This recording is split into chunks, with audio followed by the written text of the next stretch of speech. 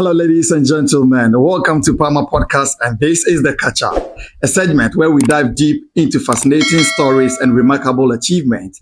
In today's episode, we have a special guest who is about to embark on an extraordinary journey. Joining us is Atinga Joel Nsobila, a young man with an ambitious goal to break and set the Guinness World Record for the longest barbecue marathon, dubbed the Kibabaton. Get ready to hear about the passion, dedication, and sizzling determination driving Atinga as he prepares to make history on the grill. Atinga, you're welcome. Thank you. How are you doing? I'm blessed. Is everything all right? By God's grace. How has been your stay in the region so far? Oh, it has been a blessing, Mm. and I think the Santo has dealt with me for some time. Okay. And moving from one community to the other, Mm. I think and also trying to learn much more of our culture. Okay. I think it has been very educative and interesting. Okay. But you're a native, right? I'm a native. Yeah. Just that you have Baiti Payoko. That happened. Anyway, but I hope you have been able to get yourself some of the delicacies to enjoy yourself before you go back. Definitely. I've enjoyed and I'll enjoy more before I go. Okay, so going to the barbecue marathon that you are seeking to attempt, what inspired you onto taking such a feat? Okay, I'm very grateful for that. But what I want many people to understand is that this barbecue I'm doing, it's not just a day that I just got up and say, oh, do this. Okay. But I have been doing this for years. Okay. It has been a source of income for our family. So it's like a family business. Okay. So growing up, I've been able to also try my best to make income out of it and also support my education too as well. But attempting this marathon is just a way to promote my business. Okay. And also promote the culture of the region, Upper East region. That is inspiring to know it. So are you currently a student? You mentioned education, so I'm interested to know if you're still a student. No, I'm a graduate. You're a graduate now. Yeah, Okay. graduate of the University for Development Studies. Okay. Okay. So how have you been preparing for this feat? We've been trying our best. You can say you are prepared, but the battle is the Lord. Yeah, Okay. But we've been preparing ourselves and physically, spiritually, emotionally, medically, everything. We are trying our best. You feel you're ready for it? I'm ready because I believe God has His plan and He has already established it. I just need to go and do what He has established. Okay. So going forward into this attempt, you'd bear with me that we have had series of them in the country. The Singaton by Asantoa, and then our very own sister from Tamale Faila, who attempted the longest cooking marathon. Unfortunately, they were all disqualified and they couldn't, the outcome wasn't what we were all anticipating. How do you feel knowing that you have your sisters attempting it and failing, and now you're about to embark on it? How is the feeling? Are you not scared? Not really. I'm not scared because I feel like if I'm a teacher by profession, and when I teach, I don't and give my students assessment, I don't expect all of them to pass. All of them pass, that means you've not done your work well. Wow. So I am not scared because it's like it's an exam you're going in for. So you have hope for yourself and you'll be able to go through it. Though we are having different categories of marathons, they did the Singaton, the Cookathon. They have their rules, but some of the rules are also general. But I believe if we are able to also abide by the rules, we would hear good outcome, regardless of what we've heard from them. Okay, I'm interested in this. You mentioned rules and regulations. Are there any specific rules and regulations you are supposed to follow or set by the Guinness record team that you're supposed to follow? Yes, a lot. If I say a lot, there are a lot because some of their rules, you look at it and you be like, so this too is a rule, but it's a rule. Yeah. One of their rules is the breaks. Okay.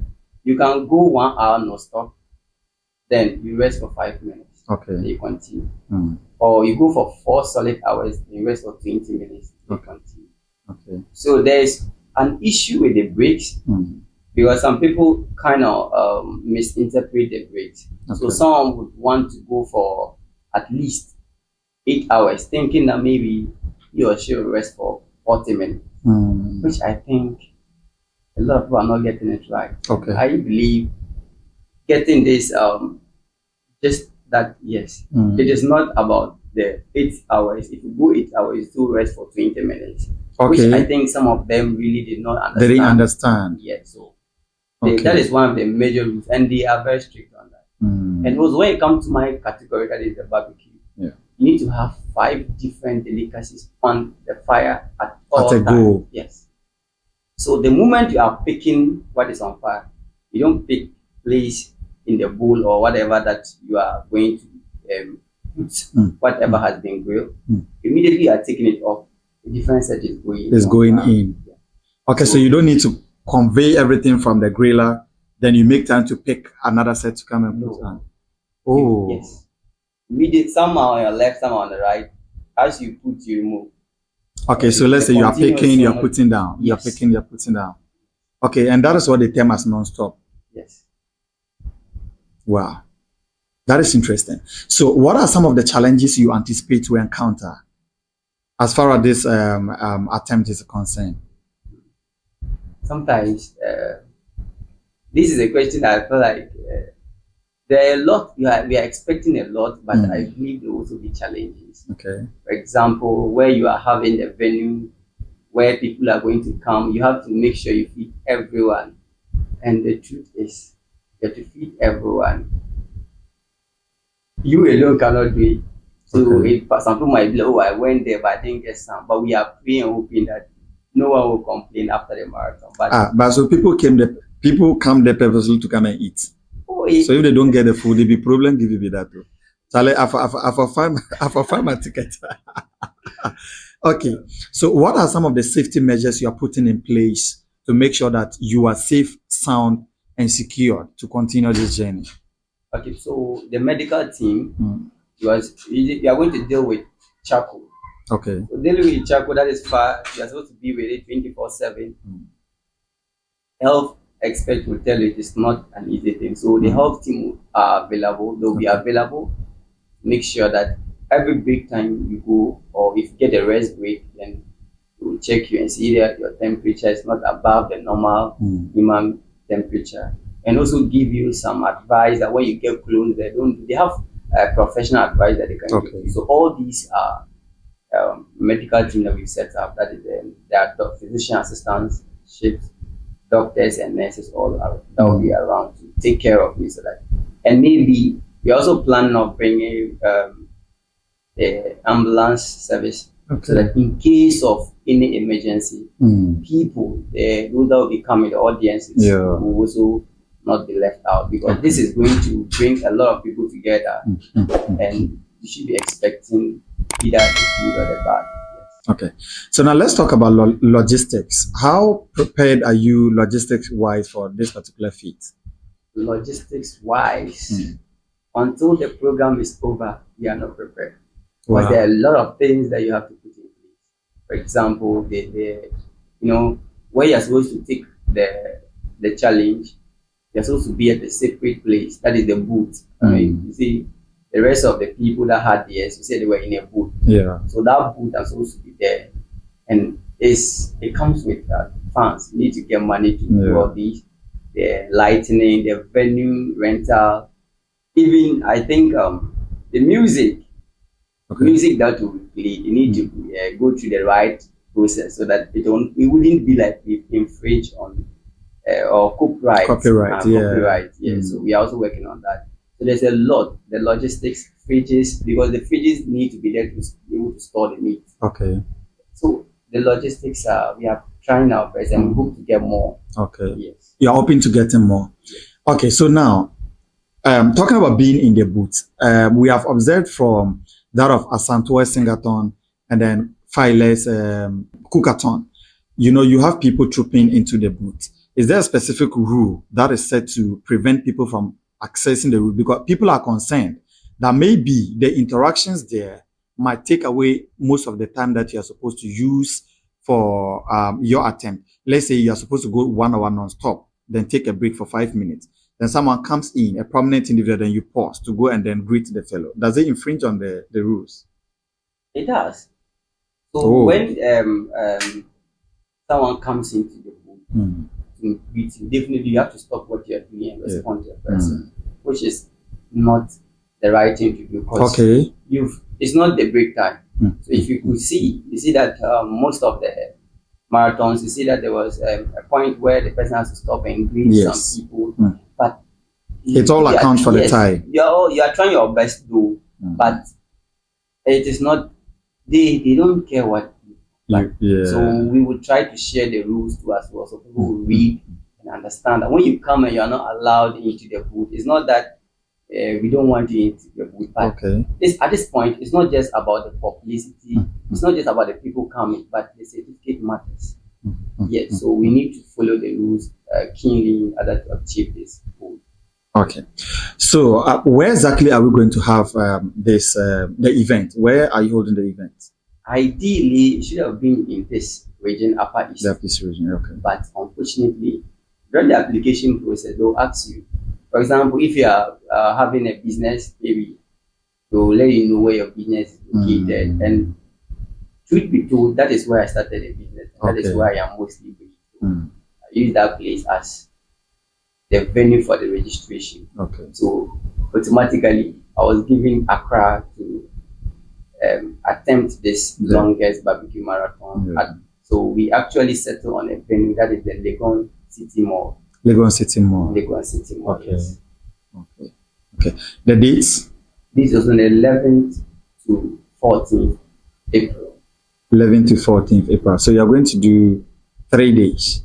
Is that 90 hours? 18 hours. 3 days, 18 hours. Yes. So what is the time? What is the maximum fit you want to go? Okay, so what I gave to Guinness World Record was 90 hours. 90 hours. Yes. Are you looking to extending it? Does the rule even permit that? Yes, it does. Okay. They are not rigid about that one. For your record to be accepted for you to do, you have to what? Make sure that the time you are giving them is more than the current one. So I give them 90 hours, but we hope to do more. God is there and resources are available, we hope to do more. Okay. So have you made time to check out the current record holder? Have you made out time to check him out? Yeah, maybe some of the activities he did. Yes, I did, because this is something that I'm going to do for the first time. So I need experiences. So I had to watch videos of him grilling, but unfortunately, there's no a full video of what he did. Of what he did, okay. Yes, but there's some short video that I watched, and I think watching what he did will also do more. But have you observed that the foreign grill is different from the African grill? Yes. You understand? So if you compare what he did, the process he used, to what you are going to do in Ghana here, are they similar? Okay, so basically that is why we are promoting Ghana to as well. So we cannot say what they do.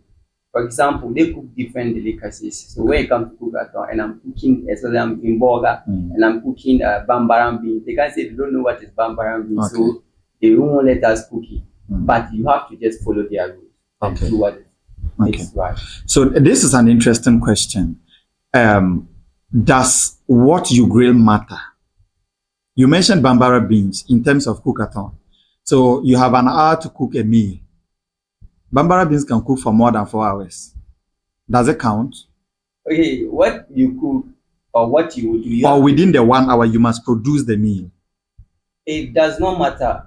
But what you have to know is that whatever you are going to cook, everything should be described, detailed to them before the record. Okay. So during the application, I even did that. I told them the kind of meat I want to grill. Okay. So they expect to see that there, but not any other different thing. But if you tell them, they don't know when the hours bambara beans will be used. Okay. But if you tell them I'm cooking bambara beans, they're supposed to be part of the meal. Okay. Yeah. And they are aware it will take 4 hours to be ready. So so they will credit you the 4 hours. Yes. Oh, okay. Okay. You just have to follow their rules. Okay. So On the personal grounds or at the personal level, what exactly do you want to achieve for attempting this particular marathon? Okay, so personally, I would just want to promote the people of the Upper East region because, or the northern part of Ghana, because we are known to be the producers of kebab. So when people come to go to a certain part of Ghana, they say someone is doing kebab, they expect it to be from the northern part. And also people do not appreciate the economical value of kebab making. And besides, society has tried to make us understand that there are some particular kind of jobs that are for these particular people. Yeah. So if you see someone selling kebab, people say, oh, this one, he has not gone to school. Yeah. These are some of the things that make, especially we graduates, we are rooming, we are looking for jobs, white collar jobs. But there are small things that we can do to get let ends meet. So with this, I'm trying to also encourage people to pick up, to start up whatever they can do. It doesn't matter how small it is, and let's disabuse the wrong notion they have about, or they tag with some other jobs, thinking that they are for people that are not educated. Yeah. I made a statement on James FM that I was selling kebab one day at the program. Then the guy came and spoke to me, and then I replied. What the person said was, hey, this Abuchi understands English. So it's like you be Abuchi. That's so when you get to the southern part of Ghana, you are referred as Abuchi. Yeah. Abuchi, but I'm told Abuchi is in Hausa language. Yeah. It means my friend. My friend, yes. But they don't understand. So anyone selling meat is called Abuchi. Yes. So that is just a way to let people understand that they can make a living out of it. Yes. Are there specific individuals or entities you have reached out to in line with this? And what are their response? Or you have a message for them? Oh, there are a lot that I have reached out to, and some of them have reached out to me. Okay. But I would not be able to see or know what actually has gone in with. I think there's a management team that is dealing with sponsorship. But the companies that have come on board and those we've gone, I'm aware of them, but I don't have that final decision. The detailed decision of what is dispersed. But also in the region, I have paid a courtesy visit to some of the various chiefs in the region. I was able to go to my own place, that is the landlord, which we call the Tindana. So I paid a courtesy call to him. I was able to move to the Tindana. Then I was able to move to the Sakoti Naba. Then from there, went to Bon Naba. So we expected to go to Ibi Tongo, Navrongo, but it's like the time is not and I have been needed somewhere. So, and these people welcome me very well. And they are, and I'm positive that something good is coming from them with them. Even though if they didn't give me anything, I believe their prayers, their encouragement will take me far. So I'm really grateful to those people, and especially the chief of Sakoti and the Bonaba. I'm really grateful. All right. So, do you have any final words for anyone? Someone special? Oh, yeah. I have a very big, a grateful heart to the team in Upper East region that is working tirelessly to see that this marathon is a success. I'm very grateful to them and to all the media houses, all to the other bloggers. And I want to render an unqualified apology to the people of Upper East region, because some of them felt like this thing should have been done here. It is not that I didn't want it to be done here, but Guinness World Record are totally different people. That these people, because so we have to follow them. You need to follow them. If you write a message to them, it takes 2 weeks before they respond. Just a message, a text. So I would have loved to do it here, but it is unfortunate I have to do it. And I know I'm representing them there. The chief of Sakoti gave me a wonderful blessing, telling me the people of his people, that is the younger people, will be coming. Wow. So with full culture, man. Yes, with full culture. So we are repping. So I'm calling on all other individuals that will come to Greater Accra region. It does not matter. I know we have some of our musicians in the Accra region. So unfortunately, I don't want to mention names because I'll not finish. When it comes to the traditional music, musicians, the hip life, the hip hop, and others. They've been doing well, and some of them I see that I go to their TikTok page to watch, and I believe that they are supporting me in one way or the other. And I also want to thank them all for what they have been doing, and God richly bless them. Fantastic. Now, my final one to you.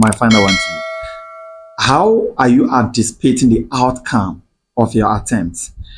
We have both sides of the coin. I mean, two sides of the coin. You have the positive, you have the negative. What happens if, unfortunately, your attempt gets disqualified, just as the rest that we have had? What happens? Oh, it is something that definitely is either yes or no. So life still continues. Life still continues. Yes. All right. Thank you. We can wish you all the best. We are hoping that at the end of the day, it casts a brighter shadow on the people of the Upper East region and then our culture. Wish you the best. Then may God see you through. Amen. Thank you for coming. And this is Palma Podcast. And it's a pleasure being here.